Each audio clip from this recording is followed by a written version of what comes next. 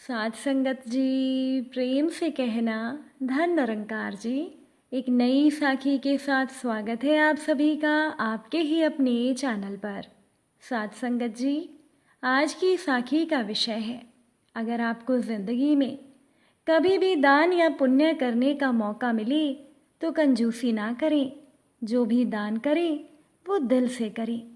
चलिए सुनते हैं आज की ये साखी।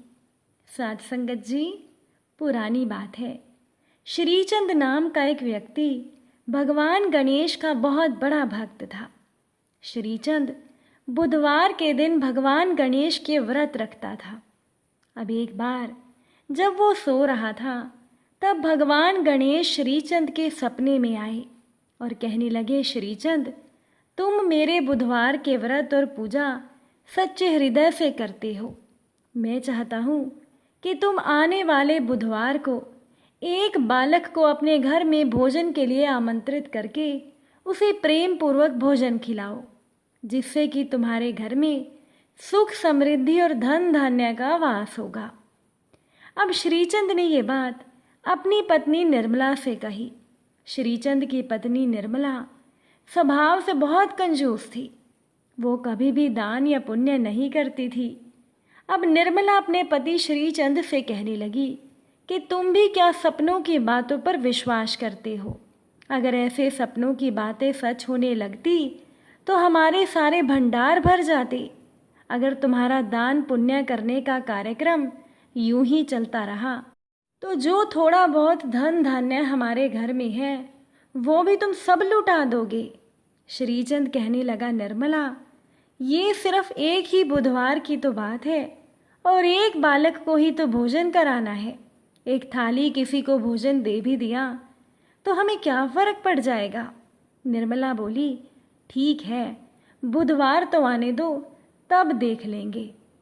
अब श्रीचंद को पता था कि निर्मला इस शुभ काम में आनाकानी करेगी, इसीलिए श्रीचंद दूसरे दिन उसे फिर याद दिलाता है कि निर्मला, कल बुधवार है, तुम्हें याद है ना कि हमें कल किसी एक बालक को भगवान गणेश के नाम का भोजन कराना है। एक काम करना, तुम कल जाकर किसी बच्चे को ले आना, हम उसे प्रेम पूर्वक भोजन कराएंगे। निर्मला बोली, किसी एक बच्चे को ही तो खाना खिलाना है, बच्चा चाहे छोटा हो या बड़ा, मतलब तो खाना खिलाने से है। जब मैं बहुत छोटे बच्चे को खाना खिलाऊंगी तो वो कम खाना खाएगा।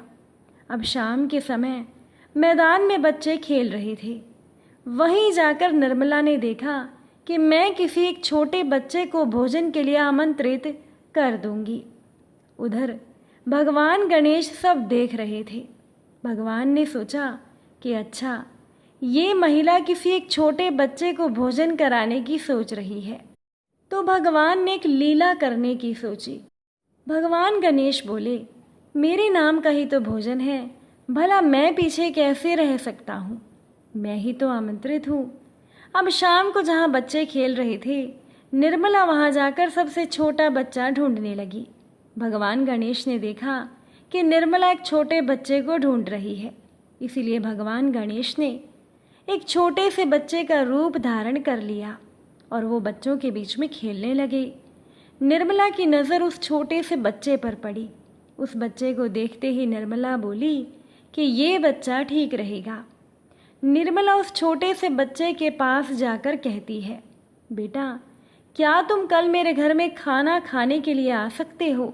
मैं तुम्हें भोजन के लिए आमंत्रित करती हूँ। यहीं पास में ही मेरा घर है, तुम अपने घर पर पूछकर आ जाना। छोटा बच्चा बोला, ठीक है माँ जी। निर्मला बोली, चलो अच्छा है जो मुझे छोटा बच्चा मिल गया, वो तो थोड़ा सा ही भोजन खाएगा और मेरा काम आसान हो जाएगा। अगले दिन जब भगवान गणेश छोटा सा बच्चा बनकर निर्मला के घर गए तो निर्मला ने भगवान के सामने 2 पूरी, थोड़ा सा हलवा, थोड़ी सी सब्जी और थोड़ी सी खीर रख दी। अब भगवान ने फटाफट उस भोजन को खा लिया और निर्मला से बोले, माँ जी, भोजन तो बहुत ही स्वादिष्ट है, मुझे तो अभी और भोजन खाने की इच्छा है।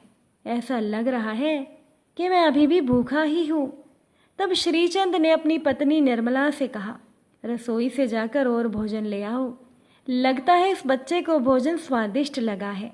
अब छोटे बच्चे तो भगवान का ही रूप होते हैं।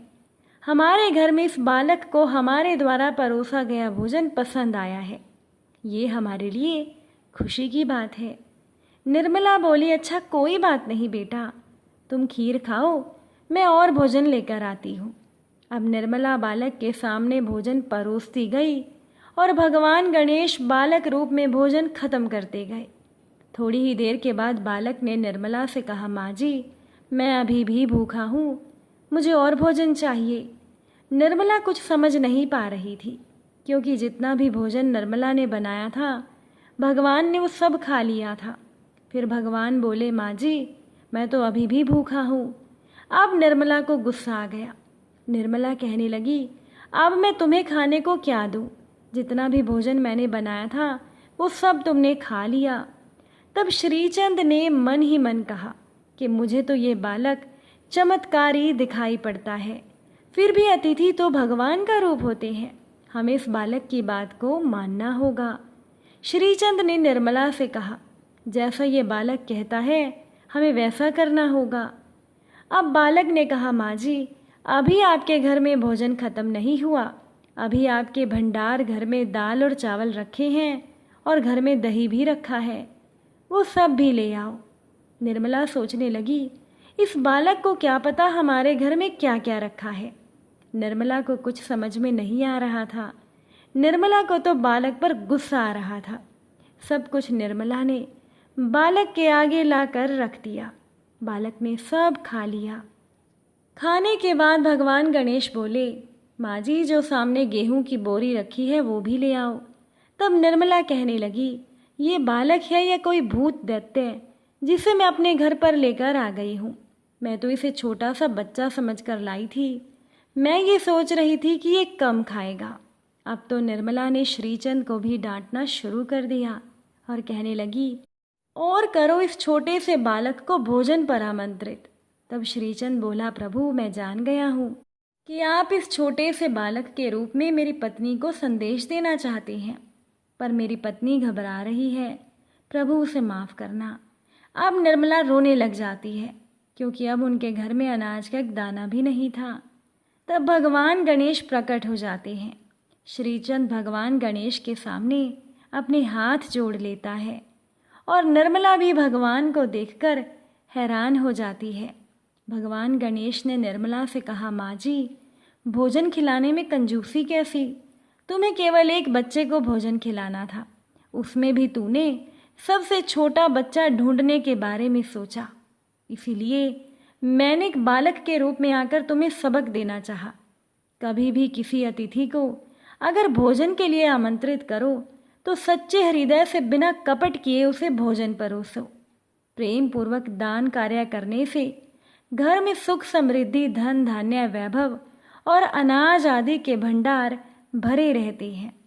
तब निर्मला बोली, प्रभु मुझे माफ़ कीजिए, अब मैं कभी भी कंजूसी नहीं करूँगी, सदैव इच्छा अनुसार दान पुण्य करती रहूँगी और अतिथि को भोजन कराने में कंजूसी कभी नहीं करूँगी। इसके बाद भगवान गणेश जी श्रीचंद और निर्मला को आशीर्वाद देते हैं। साथ ही साथ भगवान ने जो भी खाया था वो सारा सामान चौगुना हो गया था। श्रीचंद को अपनी भक्ति का फल मिल गया और निर्मला को एक सीख मिल गई। साथ संगत जी, अगर आज की ये साखी आपको अच्छी लगी हो तो वीडियो को शेयर ज़रूर कीजिएगा। आप सभी से फिर मुलाकात होगी नई साखी और नए विचारों के साथ। साथ संगत जी, प्यार से कहना, धन निरंकार जी।